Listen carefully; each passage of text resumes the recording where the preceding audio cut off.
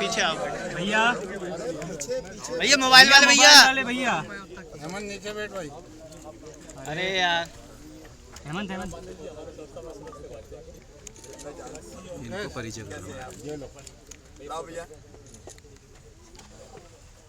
आपको जन्मदिन की बहुत बहुत बधाई। भैया मोबाइल पीछे हो जाओ, ये दबा दो ना।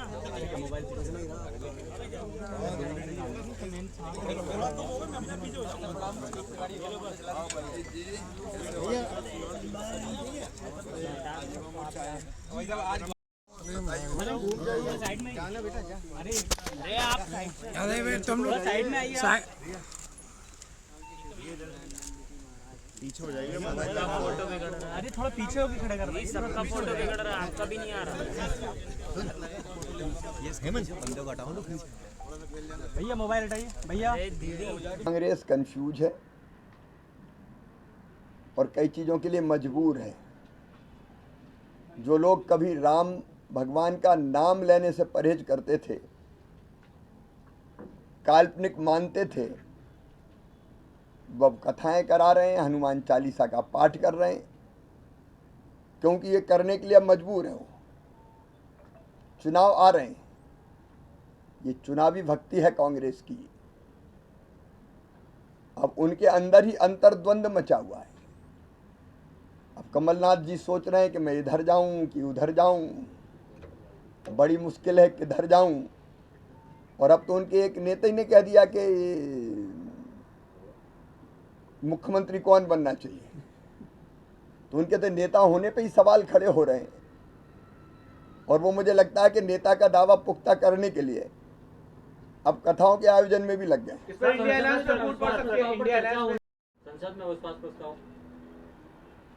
राहुल गांधी जी को अपने आप पे विश्वास नहीं है। वह विश्वास प्रस्ताव लाए। जब पहला विश्वास प्रस्ताव लाए थे और बोलते हुए जिस तरह की हरकत राहुल जी ने की थी, अब उसका मैं वर्णन नहीं कर सकता। उसका गवाह पूरा देश था। इस अविश्वास प्रस्ताव में कांग्रेस भी जानती कोई दम नहीं है। देश का विश्वास श्रीमान नरेंद्र मोदी जी में है। और जो अविश्वास प्रस्ताव ला रहे हैं, उनका सबसे ज़्यादा अविश्वास एक दूसरे पर ही है। अब आप पार्टी का तो जन्म ही कांग्रेस के खिलाफ आंदोलन से हुआ था। अब वो गलवैयाँ डाल रहे हैं। पानी पी पी के कोसते थे केजरीवाल। अन्ना आंदोलन चला, अब कांग्रेस उसी आपके साथ है। लालू जी, नीतीश जी एक दूसरे को पानी पी पी के गाली देते थे, अब वो भी साथ साथ हैं। वामपंथी और कांग्रेसी केरल में भी लड़े और बंगाल में भी लड़े, लेकिन अब फिर साथ साथ हैं। ये साथ साथ क्यों? इसलिए कि भ्रष्टाचार और परिवारवाद के दाग जिनके ऊपर लगे हैं और जिनको लग रहा है कि बचें कैसे, वो सब एक साथ आ रहे हैं। जनता इन पर विश्वास नहीं करती। सर कमलनाथ ने ट्वीट, देखिए वो रोज ये कहते हैं कि 18 साल का हिसाब दो, बताओ 18 साल का हिसाब मांग रहे हो तो सुन लो। 2003 तक मध्य प्रदेश बीमारू राज्य था। बीमारू राज्य, प्रति व्यक्ति आय थी 11,000 रुपया। कमलनाथ जी आज बढ़ के हो गई 1,40,000 रुपया। जब कांग्रेस की सरकार होती थी, तो मैं फिर दोहरा रहा हूँ, गड्ढों में सड़क ढूंढती थी कमलनाथ जी जनता। पूछो अपने सहयोगी दिग्गी राजा से। केवल 61,000 किलोमीटर टूटी फूटी सड़कें थी।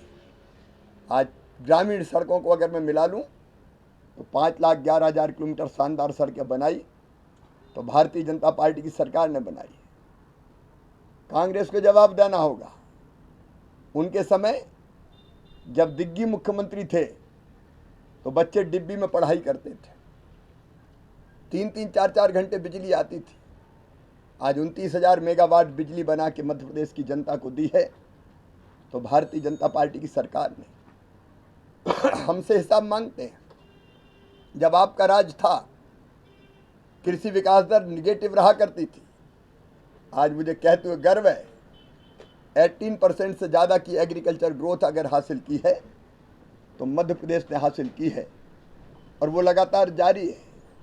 हमारी विकास दर पिछले साल 18% के ऊपर थी, इस बार 16% के ऊपर है।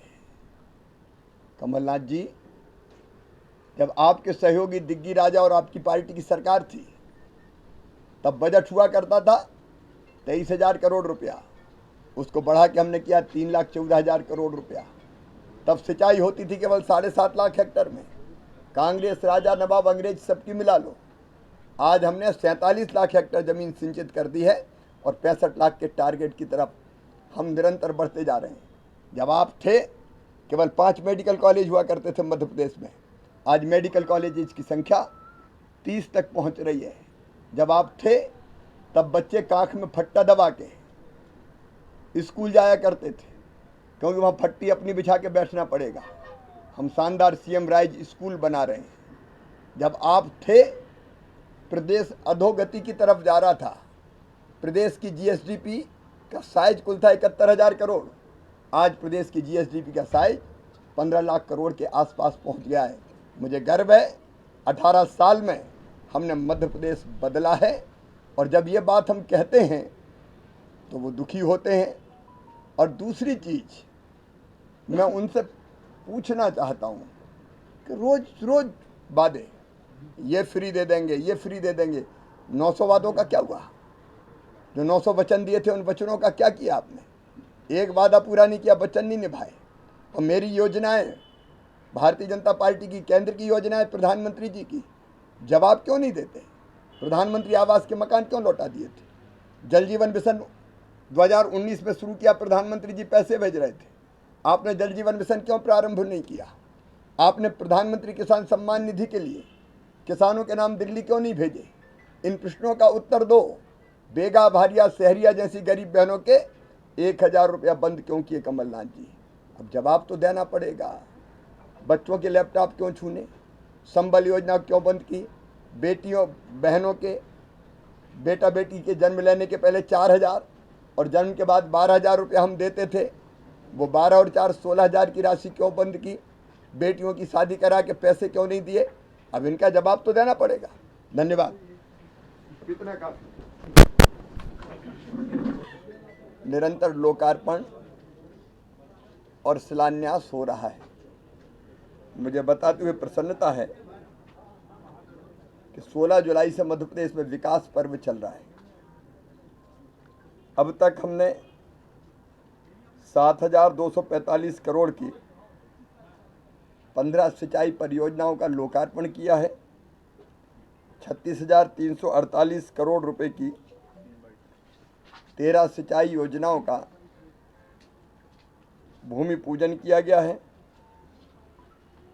83 सीएम राइज स्कूलों का प्रारंभ हो रहा है। नए स्वीकृत मेडिकल कॉलेजेज का शिलान्यास का कार्यक्रम हो रहा है। राष्ट्रीय राजमार्ग और सड़क निर्माण के 21,900 करोड़ रुपए के 1,207 कार्यों का भूमि पूजन भी संपन्न हो रहा है। अमृत योजना के अंतर्गत शहरी पेयजल परियोजनाओं के लिए 3,000 करोड़ रुपए की राशि खर्च की जा रही है। जल जीवन मिशन के अंतर्गत 28,471 करोड़ रुपए की 15 समूह पेयजल 15,450 समूह पेयजल परियोजनाओं का भूमि पूजन जैसे अनेक विकास के काम किए जा रहे हैं। मुझे बताते हुए प्रसन्नता है कि हमारे प्रधानमंत्री श्रीमान नरेंद्र मोदी जी 12 अगस्त को पुनः मध्य प्रदेश पधार रहे हैं। अभी पूरे प्रदेश में संत रविदास जी समरसता यात्राएं चल रही है, और आपको ध्यान होगा संत रविदास जी की जयंती के अवसर पर सागर में ही आयोजित कार्यक्रम में हमने ये घोषित किया था कि सागर जिले में, सागर के पास बड़तुमा में संत रविदास जी का भव्य मंदिर, विशाल स्मारक बनेगा लगभग 100 करोड़ रुपए की लागत का। और मुझे बताते हुए प्रसन्नता है, एक तरफ संत रविदास जी के समरसता के संदेश को देते हुए यात्राएं जारी है, जिनका समापन 12 तारीख को ही सागर बड़तुमा में होगा। वहीं संत रविदास जी के स्मारक का भूमि पूजन करने स्वयं प्रधानमंत्री श्रीमान नरेंद्र मोदी जी पधार रहे हैं। लेकिन मैं अत्यंत प्रसन्नता के साथ आपको बता रहा हूं कि प्रधानमंत्री जी एक और बड़ी सौगात बुंदेलखंड और मध्य प्रदेश को देने वाले हैं। बीना रिफाइनरी पेट्रोकेमिकल की विस्तारीकरण परियोजनाओं का भूमि पूजन भी वो करेंगे। आप सब जानते हैं बीपीसीएल की रिफाइनरी मध्य प्रदेश में 2011 से कार्यरत है। अब उसका विस्तारीकरण करके वहाँ पेट्रोकेमिकल का निर्माण भी किया जाएगा और बीपीसीएल इस परियोजना पर लगभग 50,000 करोड़ रुपया खर्चा करेगी। मध्य प्रदेश सरकार से कई टैक्स में छूट और सुविधाएं जो बीपीसीएल ने मांगी थी वो हमने सारी दे दी है और अब बीना रिफाइनरी के विस्तारीकरण का समय आ गया है।